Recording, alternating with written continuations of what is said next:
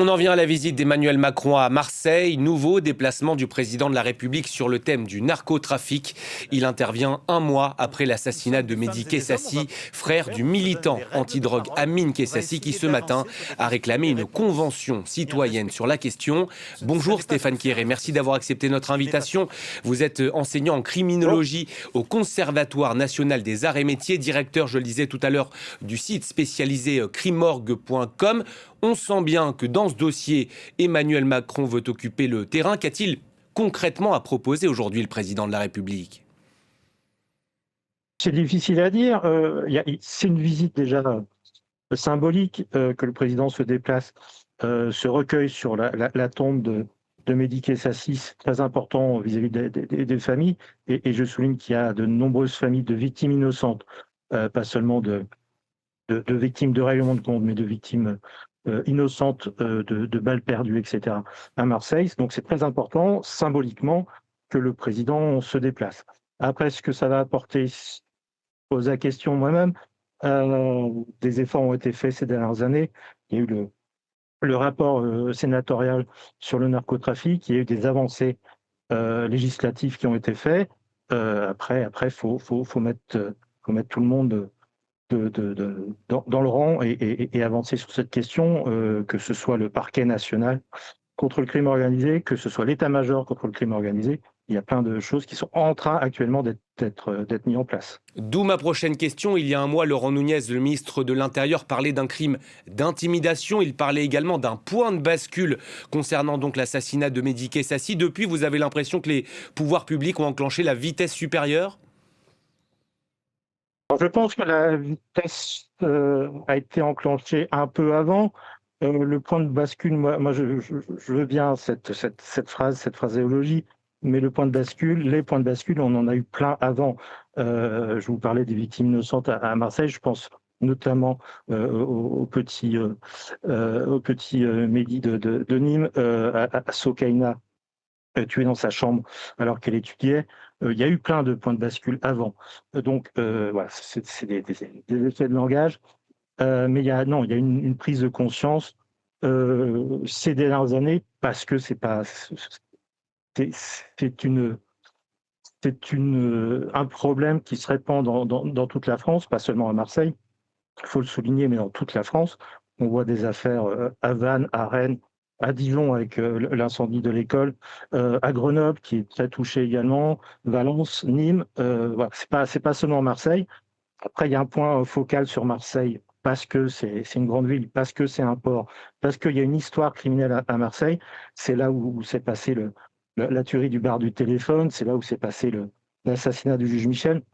Donc il y a un focus particulier qui est donné par les médias notamment sur la ville de Marseille, mais c'est une problématique qui se répand dans toute la France. On se souvient d'Amine Kessassi il y a 3 ans interpellant Emmanuel Macron en lui disant que les solutions ne doivent pas venir de Paris, mais elles doivent être construites avec les acteurs de terrain à Marseille. Amine Kessassi qui réclame donc désormais une convention citoyenne sur le sujet. C'est une bonne idée, ça peut déboucher sur des solutions efficaces. Vous en avez d'ailleurs peut-être quelques-unes en tête ?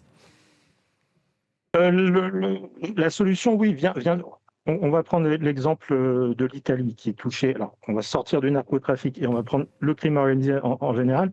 Mais si on prend l'exemple italien, qui a une longue histoire de violence, qui a une longue histoire de législation anti-mafia, c'est toute la société qui se dirige vers le même sens, c'est-à-dire qu'il y a une éducation à la légalité et qu'il a commencé d'ailleurs, si j'ai bien compris, hier en Corse, où en Corse on commence à avoir ces cours, on va pas appeler ça d'instruction civique, mais ça y est reproché, les cours anti-mafia en Corse.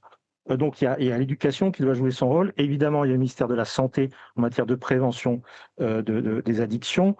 L'administration pénitentiaire aussi, avec la création des 2 super prisons à Condé et à Vendin-le-Vieil, des ailes spécialisées, évidemment de nouvelles structures avec le parquet national anticriminalité organisée, avec la mobilisation de l'ensemble des services, notamment de renseignement, la DGSE, la DGSI, qui se mettent autour de la table au sein de l'état-major contre le crime organisé. Donc c'est tout un système qu'il faut repenser et pas des petites mesures à droite à gauche. Donc évidemment, le citoyen est aussi, aussi sa part à prendre dans le sujet pour lutter contre cette problématique. Ouais. Dernière question, Stéphane Quéré, comment vous expliquez que le narcotrafic ait pris une telle ampleur en France? Les pouvoirs publics sont responsables? Il y a eu du laisser-aller?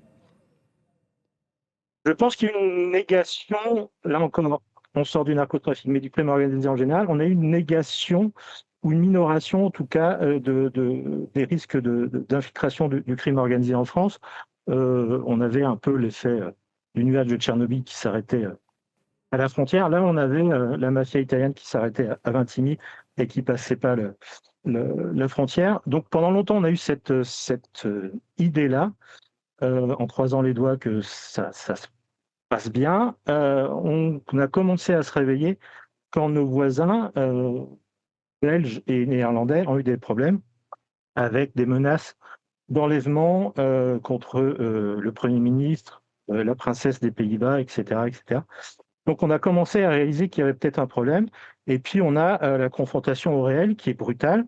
C'est l'évasion de Mohamed Amra avec l'assassinat de deux agents de l'administration pénitentiaire. Et puis ces fusillades qui éclatent un peu partout et qui font des morts et parfois, je vous disais précédemment, des morts innocentes. Donc il y a eu cette prise de conscience, oui, qui a tardé et il n'y a pas eu de proactivité.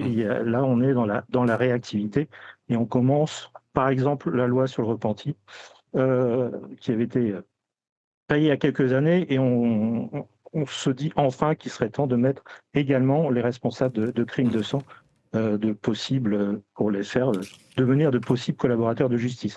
Donc tout ça, c'est un long cheminement qui aurait évidemment dû être pris plus tôt, mais voilà, mieux vaut tard que jamais. J'espère qu'on n'est pas dans le jamais. Merci beaucoup Stéphane Quéré d'avoir accepté aujourd'hui l'invitation de France 24. Merci beaucoup.